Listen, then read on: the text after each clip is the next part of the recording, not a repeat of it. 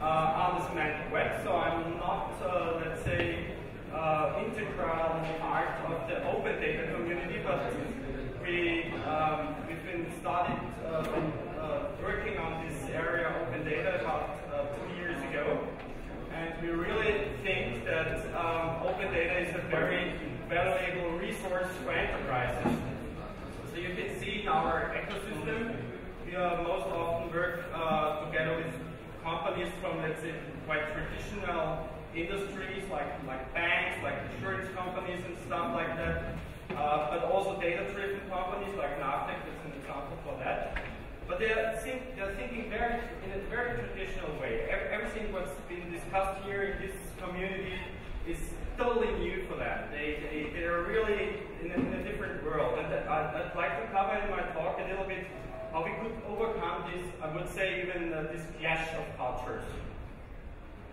By the way, we've been organizing the Open Government Data Conference in Vienna just 2 weeks ago. And it seems like we are getting really track now, at least in Vienna, but also other parts of Austria. And yeah, you can see a picture here of people standing together. We are very proud of that it worked that way. Okay, now let's start with the actual talk. So, open data. If you come to the business people and say open data, this nice little man probably would start getting some question in his mind, like why should we use open data? Isn't open data just more data? I think that's something which hasn't been discussed here yet. We always assume that open data and data is something good. It's valuable, but for enterprises it's not necessarily. It's just more data. What can we do? It causes costs. Do we need to establish a new data center? What is it good for? So they rather think, okay, actually we have enough data. So what is it good for? And of course there's always the other question, why should we open our data? So how could we start a discussion with traditional enterprises? Also this picture most often comes obviously into the minds of people from different businesses. Like, sorry, open is very dangerous for us. We have a lot of money invested to have a big intranet firewall in place, and now you guy come around and tell me that we should use open data or we should publish data. That's not good for us. But the good message is there are always a couple of people in, let's say, banks and insurance companies which are a little bit more open-minded, which most often come from the web. They are web people. They grew up with the web already, and they are somehow not really happy with what they have in their internet. They have broken systems actually. They have to go to the web, retrieve data, put it into their own enterprise context, and so on and so forth. But they have to do it in a manual way at the moment. So that's very time-consuming tasks. So, on the other hand, there are people who know and have already understood it would be great having an integration possibility to integrate data from the web into their own systems. So that's the only way actually to start a discussion with people from enterprises. It's all about integration. That's very important. So I've tried to draw a little dog bird or you know, these little comic strips which are very popular, especially in business areas. So you have to start with an open data strategy. That's how we would come along, and then we would talk something like went through some typical slides of the open data community, like participation leads to data use and data leads to. I mean, it's great. Really don't misunderstand me. I'm really happy that this is happening now, but business people are not. You just can't come along with such sentences and arguments, just throw it out. You won't believe how many times we were talking about open data with our customers, and they were just sitting there and, okay, what do I have to do with that? So that's actually exactly what I wanted to draw here in this little comic strip. And also these toilet finders, we are all proud of in the open data community. They're great, but business people, they only want to know how can we make money with it. So this guy, our friend, on the right top corner just has a big question mark if you show him yet another toilet finder. He's not interested in that. Okay, so obviously the critical point is that open data so far has been discussed a lot in a very socio-political context. It's highly relevant for citizens, it's highly relevant because of the transparency discussion going on, and it's also clear that we can reduce administrative costs, that's clear, in governments, but not in businesses. So that's just an example. It's nice.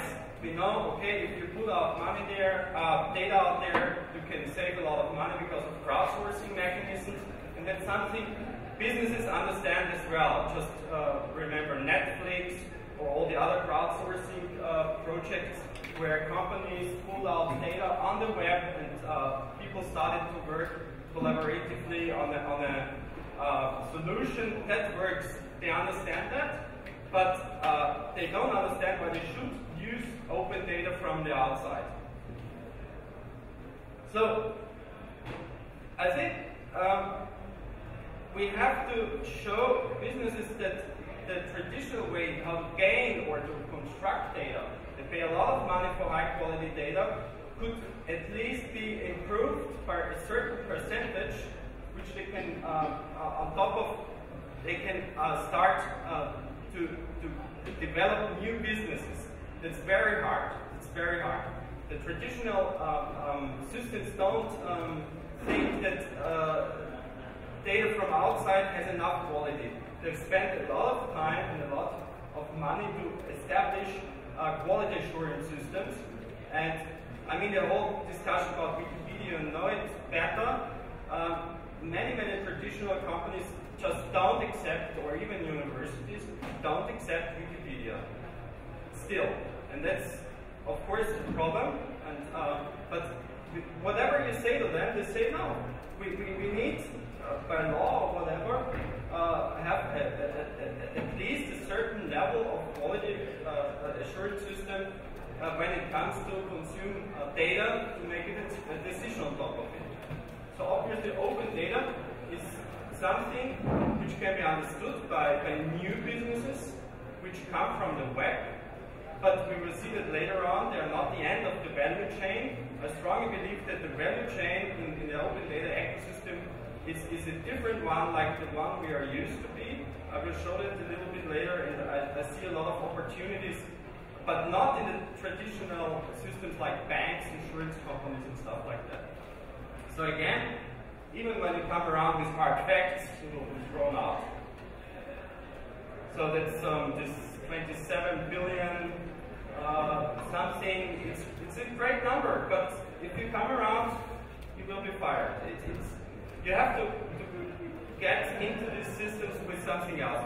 And I strongly believe there is a good opportunity if you don't start with number one, use open data from the web, but rather with number two, to tell those people, make use of open data principles internally.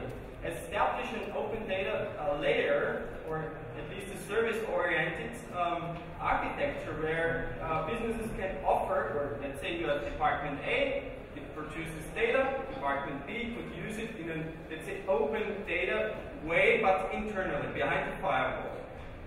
As soon as you've done that, people inside the companies will get used to that, and then they will start retrieving data also from the outside.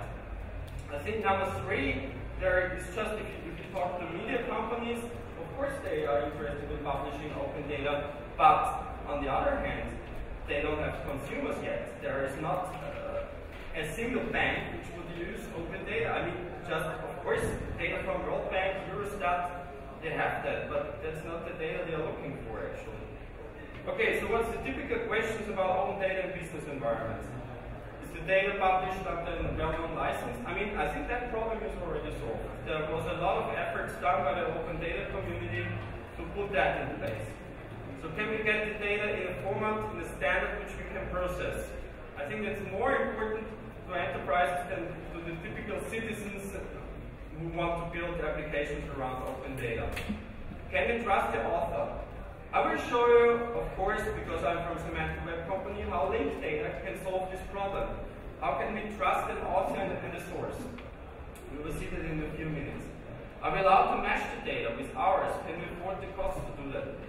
Does the data quality correspond to our criteria? Here, again, linked data will offer some opportunities. Can we process the data in our intranet? Or will it remain in the cloud and the US government has access to it? Is the data up to date? That's also very important. And last but not least, again, what's the economic value? And that's hard to argue. Okay, so I think that's the legal issues to begin with.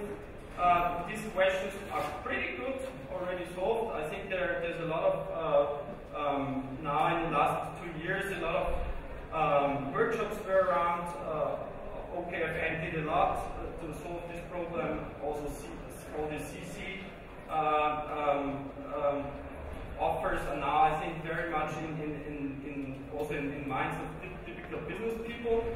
But again, there are other questions. So I want to introduce this slide. It's very important for the whole talk, actually. I think open data, as we are at the moment, reminds me a lot of Gopher in the early 90s. When we started with the web, we had a lot of Gopher, but we didn't have any hypertext. We didn't use the web. It was not networked, it was just a document, a document, a document. Now we have a data set, a data set, a data set. Okay? It's exactly the same situation. It's not linked at all. Then the web of documents came up, hypertext was used, and PageRank algorithm actually was the solution for our problem. We couldn't find anything anymore. Now, is anybody not using Google? Of course, everybody uses it the whole time because it has established the best algorithm to find trusted sources. So, if we have, let's say, 1 billion data sets on the open data cloud, how will we find anything if we don't link it? Explain it to me. So, obviously, data on the web or open data is not the solution. We need hyperdata. And for that, there's, again, the standards done by W3C. Okay, so it's not small anymore, as you're already aware. I mean, there are around 50 billion facts now interconnected on the LOD cloud. And if our business guy starts talking, okay, but how can we get the data in the format we can process? Of course, you can say you use OData, it's great, because it's simple, but you can't link the stuff. It's just silo or Excel sheet, Excel sheet, Excel sheet. Great, isn't it? I mean, you can do it straight away. Everybody can do it, but that's not the solution. So, again, if you want to find out where are trusted authors, where are trusted data sources, you need a network structure. Here you can see, for instance, Wikipedia obviously is quite trusted. Also in the life science area, which is a little bit further down, you can see there's stuff like genealogy that's highly trusted. And so on and so forth. We need a network structure in the open data area, especially if we want to convince business people that they want to know why should I rely on that data set? What's the reason for it? Of course, I mean, if you have World Bank and Eurostat as a label on it, great, but that's not open data. I mean, I always think of an open data infrastructure where a lot of small companies are also able to provide good data, not only the big ones. The long tail effect, where is it? Okay, so just a recent survey we did revealed, which was quite interesting for us, that, I mean, it's not statistically representative, I have to admit, but at least 158 people from the metadata community are, and they are not from the linked data community at all. They're coming from different areas like librarians and so on. And as you can see, a really high percentage are really convinced that linked data is of high benefit for many kinds of organizations, not only niche players. So that's at least something which is promising. And again, if you come around and talk about open data, that's not something which business people want to hear. They have questions, very realistic ones. If it comes to information management, at the moment they have actually those kind of questions. On the left side you can see the end users. They ask, okay, like the product management or the organization development or the information managers. They ask stuff like how will customers find our products in a more efficient way. They will ask questions like how to improve communication between our stakeholders and so on and so forth. On the right side, you can see the technicians. They are interested in data integration, they're interested in text mining, in information extraction, and they are also in certain areas interested in how to publish data in a more efficient way, which is also has something to do with search engine optimization. They start to think of network effects. So that's on the right side. That's the typical, let's say, the web operators in a company. And I can give you two perspectives why linked data is interesting for people from enterprises. First, the technicians. At the moment, if it comes to data integration, you do the data integration on an application layer. That's if you have 4 open data sources, or data sources in general, if you want to integrate them, okay, do it on the application level. There's no other way to do that. If you do it on top of standards, then you can integrate it on the data level, and you don't have to care about the integration anymore if you're an application programmer. At the moment, if you want to do a mashup, you as an application developer have to integrate data in your application. That's not a scalable solution, so it's not interesting for the enterprises. And there are a couple of really good reports like PricewaterhouseCoopers just recently has been talking about data integration on top of traditional approaches and compared to approaches on linked data and ontology-driven processes. And as you can see, if you start with a small amount of data, of course the traditional integration method is cheaper. That's OData, for instance. It's cheaper. But if it comes to more and more data sources you want to integrate, and now we're talking about scalability, and that's interesting for enterprises, then you have to have an ontology level layer on top of it. So for end users, if they ask, okay, why linked data, you can say, I mean, not in many cases, or in all the cases you need it. If you're looking for a pizzeria in your neighborhood, go to Google. If you want to know more about Einstein, go to Wikipedia. But if you want to discover relations and want to get answers to really complex questions, which is interesting also for the business, then use linked data. So that's an example for that. For instance, if you're working in the life sciences, and you start to do research on, let's say, select all located in Y chromosome human genes, documents which describe relations, blah, blah, blah. That's very, so I'll try to show you that live now.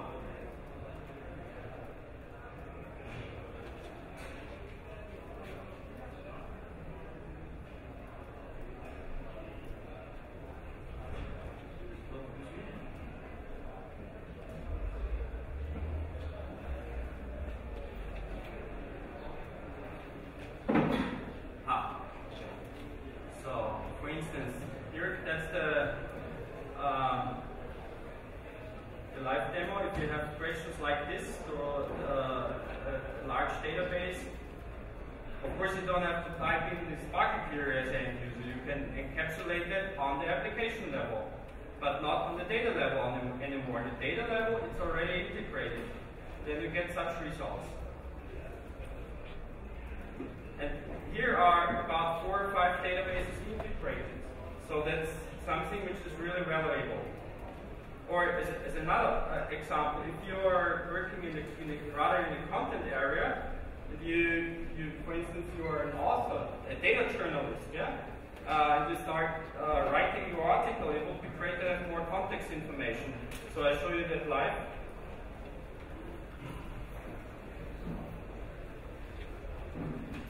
So for instance, I was interested in I just wanted to have analyzed the program of this conference.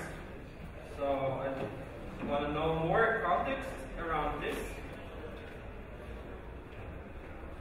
And here you can see, so that's the context information or related stuff from Wikipedia. As you can see there, I didn't know, for instance, about this person here. Very interesting, I thought. I clicked on it. And then I found out, okay, this guy is here you can see, he was quite, or is quite an evangelist for the semantic web in the life science area, and he's also a member of the advisory board of Open Knowledge Foundation and stuff like that. I wouldn't have found it out as easily as I would have used linked data. This tool is based on linked data here. So you can integrate it in virtually any content management system like Drupal or whatever. You type your article and then you get related stuff from Wikipedia or other databases. You get even pictures and so on. So that's interesting for business people.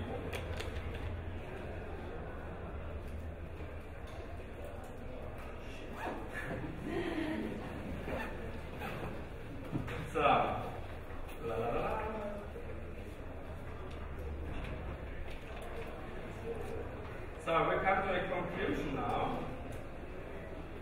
Unfortunately, I have to skip this because that's really interesting. I mean, we have a break. Everybody can leave whenever he likes. There's no speaker afterwards. Wikipedia Live. It's very interesting. I really have to tell you that. That's a great story. Wikipedia, everybody knows, I think. But now those guys released Wikipedia Live. It reveals how fast Wikipedia is changing, first of all. So you can see all 5 seconds a new update is done. And it's collected live. You get RDF out of it and you can use it for your application, live data. You can do structured queries over the real-time web. And it will also help, not yet, but those guys are working on that, to improve data quality, here in that case of Wikipedia. Why can they do that? They extract stuff from Wikipedia in a structured way, and here they can do a data curation automatically because you have an ontology on top of it, and the data curation can be done automatically. And if they find inconsistencies, like, okay, there is something, I don't know, a person and an organization that can't be true, then it will be reported back to Wikipedia. So you can see this kind of interaction between crowdsourcing and linked data is, to my opinion, the future of having high quality big data. If it comes to a lot of data, you need such mechanisms. It can't be done anymore automatically. The colleague just before, bus data, I think this is also something which could interact in a couple of years with linked data also. Social mechanisms together with linked data, that's, to my opinion, the right approach. Okay, now then you can come up with examples, with using it, that you can show the business people, okay, you're not this exotic guy, there are already some other players out there. You can collect the arguments again and show them. And now that's the last slide actually, which is important, I think. The new business, which can be generated with more and more open data, to my opinion, is here in this linked data roles in the middle. You can see the raw data provider and the linked data provider are not the ones which will deliver the data finally to the end users. There's also the linked data application provider, the guys which create this aggregated layer on top of all the open data sources. And that's actually what Google does. They are aggregators. And at the moment they have kind of a monopoly. And in the linked open data environment, it won't be centralized anymore. We have much more opportunities to collect data because we need experts in the background. You can't do it automatically. Linked data, as I said before, is not as easy as just pulling out data. You need to have background knowledge, a domain model, which will be put on top of the open data, but then you can do a lot of interesting stuff. for searching for a toilet or a pizzeria. You don't need linked open data. Use open data. That's true. I'm not the guy who says, okay, everything has to be linked open data. But especially those kind of data sets which are interesting for businesses, those should be in a higher percentage linked open data. And I just want to tell the open data community, I know that I have heard it so many times, it's so complicated and we don't know how, it's so academic and blah, but it's not, it's very easy to use. Just give you a kick and start doing it. Otherwise we have these silos. You have to open the silos. So, that's the conclusion. Enterprises seek for solutions which can digest data from the web and from the internet to mesh them. Linked open data can help to extend existing business intelligence solutions, and enterprises tend to standardize ways to process information. Here I think that RDF and linked data is quite a good approach. So, last but not least, make use of open data principles internally. That's the first step. The second step will be to link it with other sources. And then you have a convinced business, I think. I hope. Come to iSemantics. It's September in Graz. Thank you. Here's the slide share.